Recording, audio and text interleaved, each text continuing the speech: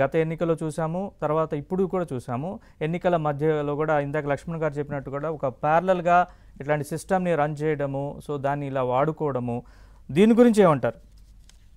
అంటే అసలు యాక్చువల్‌గా అండి IPAC is a strategy team. ఎలాంటిదంటే ఇండియాలోనే one of the top most strategy teams. అవును. వాళ్ళకి ఎంత చరిత్ర ఉందంటే వాళ్ళు ఏ గవర్నమెంట్‌కి వెళ్ళి వర్క్ చేసినా 100% ఆ గవర్నమెంట్‌ని గెలిపిస్తారు అన్న ఒక ముద్ర ఉంది. వాళ్ళకి ఆ క్రెడిబిలిటీ ఉంది. అవును. వాళ్ళ దగ్గర ఏంటంటే వాళ్ళు అనుకోకుండా ఈ జగన్మోహన్ రెడ్డి ట్రాప్ లో పడిపోవటం, మన ఆంధ్రప్రదేశ్ ఎలక్షన్స్ చేయటం, హ్మ్. దాని తర్వాత ఇప్పుడు ఇందాక లక్ష్మణ్ గారు చెప్పినట్టు అలాంటి పిచ్చి నాటకాలన్నీ ఆడకూడదు, వాళ్ళ ఎంప్లాయీస్ కి వాళ్ళకి కొన్ని ఎథిక్స్ ఉండాలి అన్నారు. అది యాక్చువల్ గా కరెక్టే. హ్మ్. బట్ స్టిల్ అయినా సరే జగన్మోహన్ రెడ్డి వాళ్ళకి అంటే శాలరీస్ పే చేస్తున్నాడు కాబట్టి వాళ్ళు డ్రామాలు ఆడారో లేకపోతే ఆయన కోసం విశ్వాసంగా పడున్నారో ఇవన్నీ పక్కన పెడితే మనం ఎన్నో గవర్నమెంట్ సంస్థలు చూసాం. ఏది పబ్లిక్ శాలరీ తీసుకునే పోలీస్ సంస్థ కానీ, సిఐడి సంస్థ కానీ, ఇంకా వేరే వాలంటీర్ సంస్థ కానీ, ఇలాంటి సంస్థలు అన్నిటి కూడా జగన్మోహన్ రెడ్డి ఏం చెప్తే అది తోలుబొమ్మలు అట్లా ఆడిన వాళ్ళు కూడా చూసాం కాబట్టి సో నాకు ఐపాక్ మీద అంత పెద్ద కంప్లైంట్ లేదు. Hmm. But the thing is వాళ్ళు they lose their own credibility. ఒకప్పుడు one of the top most అనుకుంటే ఈ రోజు ఇప్పుడు వాళ్ళు ఏమైపోయారు? చీపెస్ట్. ఇంత Yes. చీప్ గా జోకర్లా అయిపోయి వాళ్ళ క్రెడిబిలిటీ నాశనం అయిపోయి అంతా అంటే దేశం అంతా ఒక లాఫింగ్ స్టాక్ అయిపోయి ఇంత ముందు ఐపాక్ నాకు తెలిసి తెలంగాణ గవర్నమెంట్ కూడా ప్రశాంత్ కిషోర్ అప్రోచ్ అయినప్పుడు తెలంగాణ గవర్నమెంట్ కూడా వెళ్ళినప్పుడు వీళ్ళు విధి విధానాలు నచ్చక లేకపోతే టూ మచ్ గవర్నమెంట్ దాంట్లో ఏలు పెడుతున్నారని కేసీఆర్ కూడా కొంతకాలం ట్రావెల్ చేశాక వద్దని చెప్పి ఆయన మళ్ళీ బయటకు వచ్చేసారు ఐపాక్ నుంచి.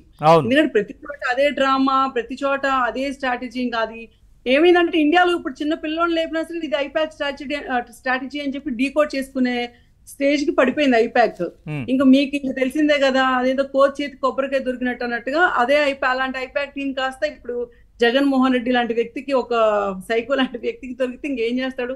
ఇలాంటి వికృతి శాస్త్రాలను చేయిస్తాడు. వాళ్ళు అసలు సోషల్ మీడియాలో అండి వాళ్ళు పెట్టే పోస్ట్ చూస్తే జుగుత్సాకరంగా ఉంటాయి నిజంగానే. ఇంకా తల్లి తండ్రి వావి వరస ఏం ఉండదు. వాళ్ళ పని ఒక్కటే. ఇప్పుడు జగన్మోహన్ రెడ్డిని గెలిపించడానికి ఏ హద్దులైనా దాటాలి, ఎంతకైనా దిగజారాలి, ఎవరెవరి మధ్యలో చిచ్చులు పెట్టాలి, ఎవరి ఫ్యామిలీస్ నాశనం అయిపోయినా పర్లేదు అన్నట్టుగా దారుణంగా సోషల్ మీడియాను వాడారు వీళ్ళు. గాయత్రి గారు అసలు ఒక చిన్న విషయం చెప్పండి.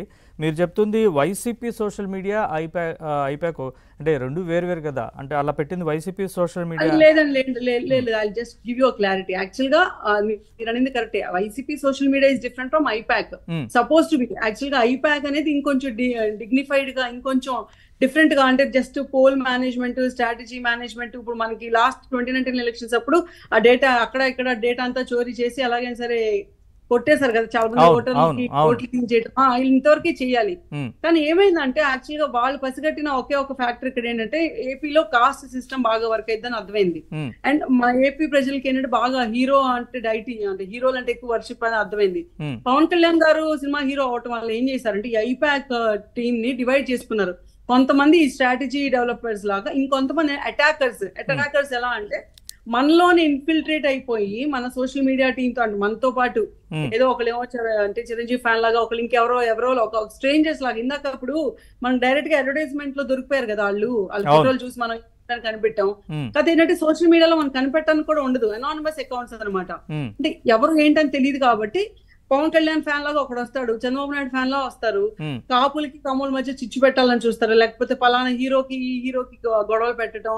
ఈ అన్నిటి నుంచి వీళ్ళు దాన్ని ఏమంటారంటే అన్నిటిని తగలెట్టేసేసి పక్క నుండి సోద్యం చూడటం అంటారు కదా, ఇక్కడ నుంచి మనం బెనిఫిట్ అవ్వాలని ట్రై చేయటం, ఇలాంటివన్నీ కూడా ఐపాక్ స్ట్రాటజీలో పార్టే. వాళ్ళు స్టార్ట్ చేశారు. ఇదేమైందంటే వాళ్ళు ఒక రేంజ్ వరకు చేస్తే వాళ్ళు చూసి తీసిపారి సోషల్ మీడియా రెచ్చిపోయింది. ఇంకా అంటే మాకు ఇంకా అడ్డు అదుపు లేదు, మా కట్టలు తెంచుకుని మా ఇష్టమైనట్టు ఉంటామని చెప్పి ఇంకా వాళ్ళు ఇంకా నెక్స్ట్ లెవెల్కి వెళ్ళిపోయి బూతులు మాట్లాడటం. ఇప్పుడు ఎవరైనా ఎక్కడైనా వచ్చి ఇది తప్పు, ఇది కాదు అని చెప్పి మాలాంటి ఎవరైనా ముందుకు వచ్చి మాట్లాడితే ఆపోజిషన్ లీడర్స్ అందరినీ ఎట్లా తిట్టించారండి. కొంతకాలం వరకు నాకు తెలిసి ఐపాక్ చేతిలోనే ట్విట్టర్ అకౌంట్స్ కూడా ఉన్నాయి. మీకు విజయసాయి రెడ్డి లాంటి అకౌంట్స్ కూడా ఐపాక్ చేతిలోనే ఉన్నాయి. మీరు గమనించుకుంటే ఐపాక్ చేతిలో ఉన్నంతకాలం ఆ హ్యాండిల్స్ నుంచి వచ్చిన ట్వీట్స్ ఎంత లేకిగా ఉండుంటాయో.